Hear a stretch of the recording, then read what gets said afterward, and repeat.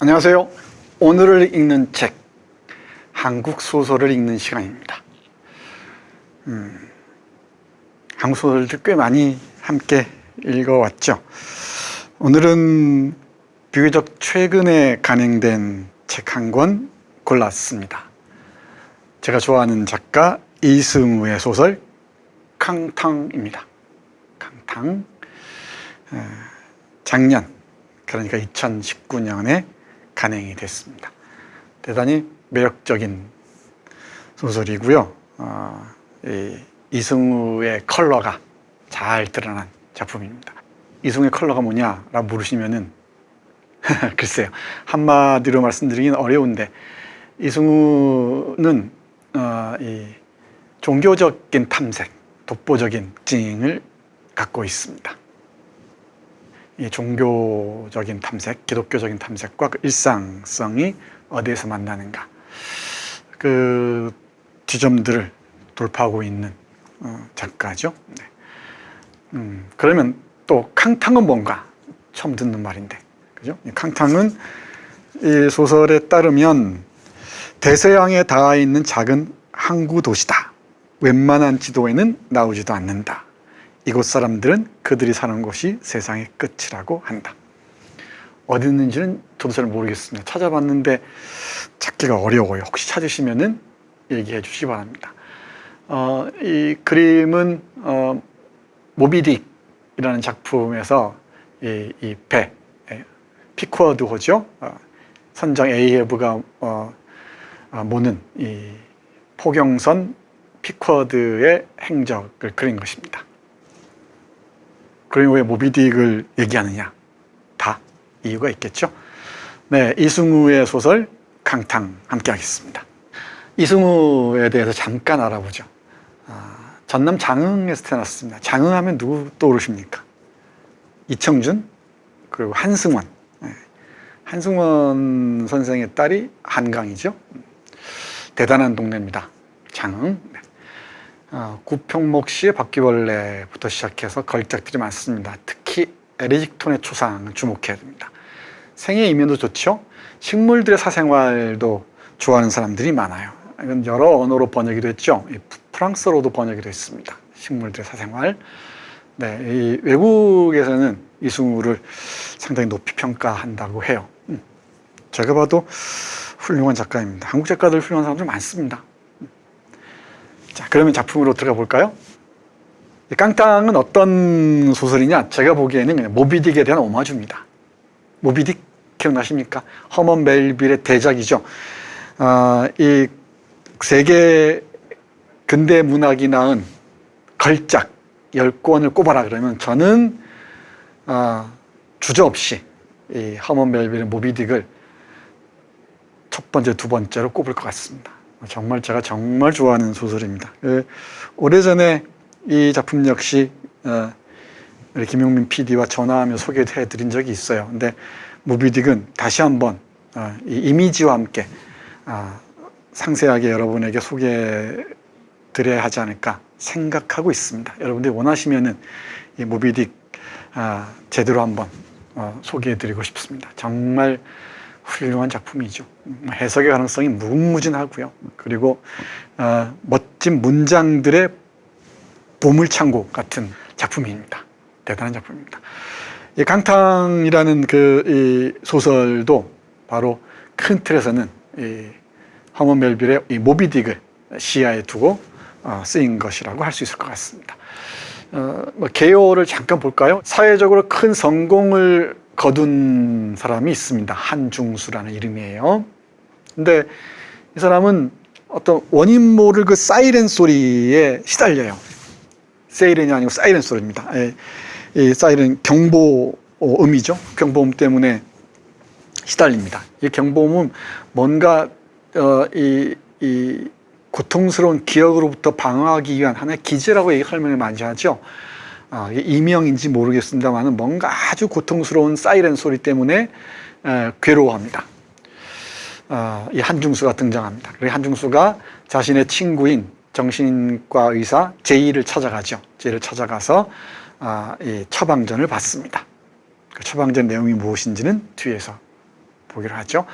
한중수가 있고요. 그리고 어린 시절 읽은 모비딕에 매료되어 바다를 떠돌다 우연히 배가 정박한 곳에 피쿼드란 선술집을 열고 새로운 삶을 꾸려가는 핍이라는 사람이 있습니다. 한국 이름은 최기남인가요? 그럴 겁니다. 기억이 확실한지는 여러분들이 확인해 주십시오. 핍이라는 이름으로 불려요. 이 깡탕이라는 곳에 가서 이 피쿼드라는 이름의 선술집을 냈고, 지금은 딴 사람에게 물려줬죠. 그리고 지금은 그 아내, 나야라는 아내가 죽은 뒤에 혼자 이 침침한 곳에서 살아가고 있습니다. 약간 정신적으로 힘겨운 삶을 살아가고 있죠. 이 나야라는 아내와의 관계 상당히 중요합니다. 피쿼드라는 선술집 이름도 대단히 흥미롭죠. 피쿼드는 앞에서 말씀드렸듯이 에이합 선장이 이끌었던 모비딕이라는 그 향유 고래를 잡으러 떠난 배의 이름입니다. 피쿼드가 바로 선술집이었던 것이죠. 이 핍이라는 인물이 등장하고요. 그리고 유배지 아닌 유배지에서 신앙과 삶의 궤도에서 이탈한 채 실패한 자기 인생을 글로 쓰고 있는 선교사 타나엘이 있습니다. 선교사 등장하죠. 이승우 소설의 특징이에요. 이 인생을 글로 쓰고 있는 선교사 타나엘의 이 자기 속죄라는 속죄일 겁니다. 이 타나엘이 이 셋이 만납니다. 한중수, 핍, 타나엘. 타나엘의 국적이 어딘지는 중요하지 않습니다. 나오지도 않습니다. 타나엘 역시 고통스러운 과거의 기억이 있습니다. 한중수도 고통스러운 과거의 기억이 있고요. 핍도 마찬가지고요. 이 과거의 고통스러운 기억을 하나씩 간직하고 그 고통으로부터 빠져나갈 수 있는 방법을 모색하는데 그게 쉽겠습니까? 과거의 고통스러운 기억들을 정확하게 끌어내지 않고서는 이 기억과 결별한다는 게 쉬운 일이 아니죠. 이 세 사람이 안고 있는 기억들을 찾아가는 게 이 소설의 핵심이 되겠죠. 그러니까 이 기억을 향한 긴 여정 또는 자신의 내면에 깊이 도사린 그 트라우마, 상처들을 찾아가는 과정이라고 읽을 수 있을 것 같습니다. 그 과정은 어쩌면 기도처럼 보이기도 하고요. 어쩌면 일기처럼 쓰이기도 합니다. 사이렌의 유혹에 홀린 듯 낯선 곳에 정박하게 된 이 세 사람은 진정한 자신의 회복을 위해 그곳에서 정말 치열한 사투를 벌이지만 여전히 유령과 같은 삶을 살아갈 뿐입니다. 과거의 나와 대면하지 못하는 순간 나는 늘 유령일 수밖에 없죠. 한중수처럼 물질적으로 성공한 사람이라 할지라도 벗어나지 못합니다. 그러다 그들은 도망쳐온 자신의 과거 속에 숨겨둔 자신을 고백합니다. 해서 이 소설은 기도이자 일기라고 얘기했죠. 그런 까닭에 고백의 형식이라고도 얘기할 수 있을 것 같습니다. 상당히 묵직한 그런 작품입니다. 캉탕. 그러면 작품 속으로 들어가 보겠습니다.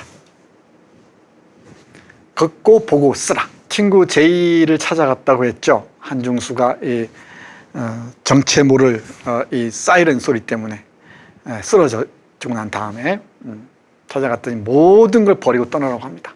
책상도 치우지 말고 마시던 커피잔도 그대로 둔 채 떠나라고 충고를 하죠. 그리고 떠나서 걷고 보고 쓰라고 얘기합니다. 그래서 이 소설은 크게 두 파트로 나뉘어요. 이렇게 한 챕터 한 챕터가 서로 닮아들면서 오가면서 작품이 진행됩니다.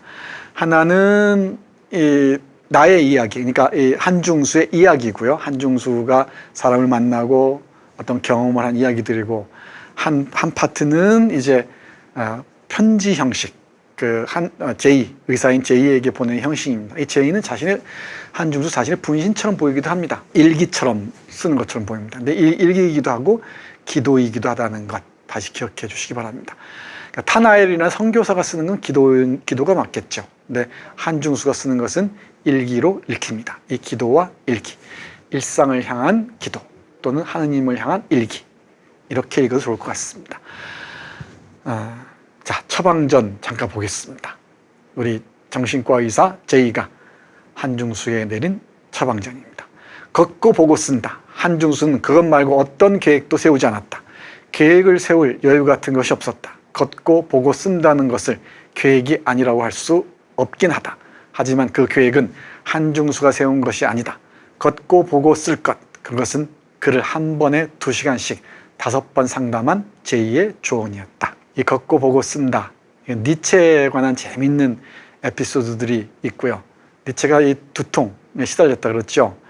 너무나 많은 생각이 오가니까 두통이 그 표현으로 드러났다는 거예요. 그래서 니체는 계속 걸었다고 하죠. 걷는 철학자. 계속 걸으면서 자기 생각을 표현했다고 해요. 그래서 이 두통을 달랬다고 합니다. 그리고 랭보에게 나옵니다. 랭보. 죽어가면서도 걷고 싶다고 얘기했다 그러죠. 이 니체와 랭보가 앞뒤에 딱 놓여 있습니다. 걷고 보고 쓴다는 것. 이 랭보의 일생은 참 재밌지 않습니까? 정말 재밌습니다. 아주 독특한 시인이죠. 그래서 떠납니다. 되도록 멀리, 우리 제2의 얘기예요. 되도록 멀리, 그래야 있었던 곳을 제대로 볼 수 있으니까. 되도록 낯설게, 그래야 낯익은 것들의 굴레에서 자유로워질 수 있으니까. 되도록 깊이, 그래야 다른 나와 만날 수 있으니까. 이승우스러운 문체들입니다. 저는 시적이고요. 어떤 잠언적인 문체죠. 되도록 멀리, 그래야 있었던 곳을 제대로 볼 수 있으니까. 되도록 낯설게, 그래야 낯익은 것들의 굴레에서 자유로워질 수 있으니까. 되도록 깊이, 그래야 다른 나와 만날 수 있으니까. 딱 와닿죠? 네, 걷고 보고 쓴다. 하염없이 걷다 보면은 머리도 맑아질 때가 있고요. 그리고 생각지도 못했던 어떤 나의 모습이 보일 때도 있습니다. 이 걷기 인문학, 이런 책들은 제가 여러 번 소개해 드린 적이 있습니다. 자, 과거는 맹수와 같습니다. 심정의 간을 떠오릅니까? 우리 잃어버린 시절을 찾아서에서 얘기했던 것. 제 7번째 잃어버린 시절을 찾아서 강의에서 말씀드렸었죠. 왈칵 과거의 내 모습이 떠오를 때, 기억들이 휘몰아쳐서 나를 쓰러뜨릴 때, 이 소설에서는 과거는 맹수와 같습니다라고 말을 하네요. 타나엘의 입을 빌려서 이렇게 표현합니다. 보시죠. 과거는 어딘가에 웅크리고 있다가 갑자기 튀어나와 현재를 물어뜯는 맹수와 같습니다. 이 맹수는 어디에 웅크리고 있는 겁니까? 나를 해치는 이 맹수는 어떻게 내 안에 있었습니까? 나를 해치는 맹수는 나입니까? 아닙니까? 내가 모르는 이 맹수는 어떻게 내 안에 있었습니까? 자고 있는 이 맹수는 누가 끌어낸 것입니까? 이 맹수가 내 과거라면 이 맹수를 끌어낼 권리가 나 아닌 누구에게 있을 수 있습니까? 이 맹수가 내 과거라면 나를 물어뜯는 것이 합당합니까? 내 과거는 나의 일부입니까? 아닙니까? 내가 나를 해칠 수 있습니까? 어디서부터 나입니까? 어디까지가 나입니까? 모르겠습니다. 모르겠답니다. 여러분들은 좀 아실까요? 뒤에도 쭉 이어지죠. 나는 우문덩어리입니다. 그래서 글을 쓰는데 그래서 글을 쓰지 못합니다. 이 맹렬한 사이렌 소리들, 이 맹렬한 고통들. 조금만 힌트를 드리면은 한중수는 이 아버지에 대한 고통스러운 기억이 있습니다. 이 부친 살해의 그 죄의식들이 깊게 자리해 있죠. 물론 아버지가 도박 노름꾼으로서 엄청난 잘못을 저지르죠. 그리고 이 타나엘은 자신이 사랑했던 어떤 여성과의 또 아픈 과거가 있습니다. 이 과거들과 투쟁하는 과정을 보여주고 있습니다. 독백, 기도, 일기의 형식으로 말이죠. 그러기 위해서 저 머나먼 깡탕까지 갔던 것이죠. 모비들고 따지면은 아마 고래의 저 깊은 뱃속이 아닌가 싶습니다. 그리고 요나서를 떠올리면은 이 책에서도 얘기합니다만은 요나가 제물이 돼서 저 고래 뱃속까지 간 이야기의 비유일 수도 있겠네요. 그리고 이 깡탕이라는 동네에는 축제가 벌어지는데요. 이 선택된 자들이 다이빙, 저 높은 곳에서 떨어지는 것입니다. 과거의 인신 공양의 전통을 변용해서 현대적으로 바꾸었다 그러죠. 그 축제와도 연결됩니다. 여러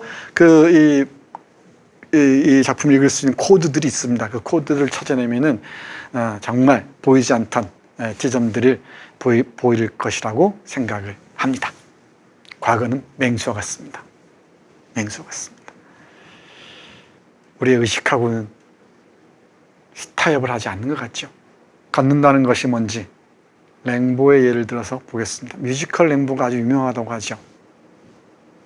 바람구두 여신사 이런 표현을 많이 쓰죠. 우리 랭보에 대해서는 그죠? 마지막 이 책 마지막 부분에 이렇게 적혀 있습니다. 랭보를 예로 들어서 얘기합니다. 걷는다는 것 또는 도피의 열정이라고 얘기했는데요. 잠깐 볼까요? 이 베를랭과 랭보의 사랑 얘기는 뭐 아주 유명하죠. 영화 뭐죠? 토탈 이클립스인가요? 맞나요? 네, 토탈 이클립스.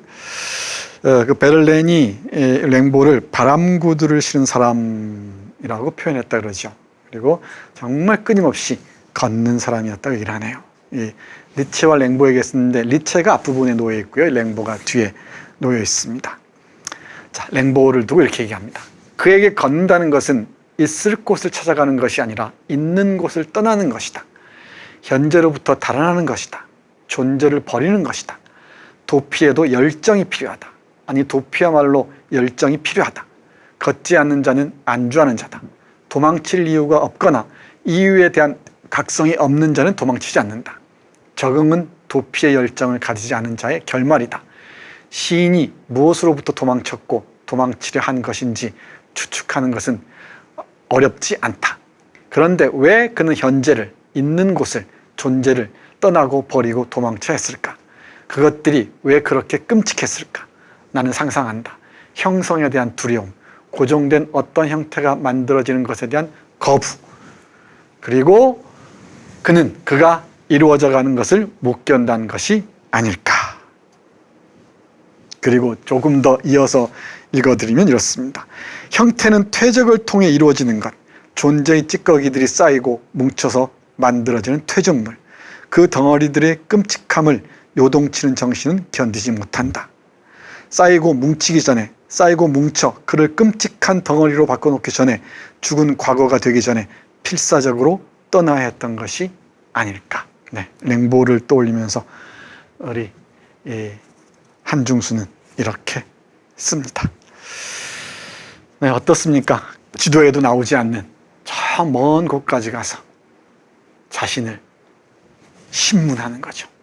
신문해서 자신의 저 깊은 곳에 있었던 기억들과 대면합니다.